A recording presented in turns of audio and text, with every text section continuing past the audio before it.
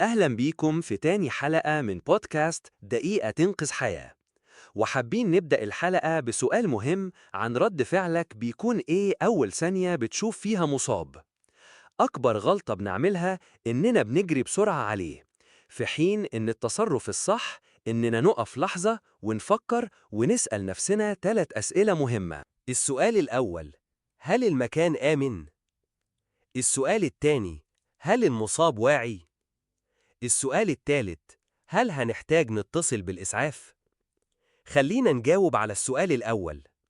لو المكان مش آمن، زي إنه يكون فيه نار وحريق أو ماس كهرباء أو عربيات وطريق سريع، ما تدخلش غير لما تأمن نفسك كويس. وإجابة السؤال التاني: إننا نكلم المصاب، لو بيرد يبقى واعي.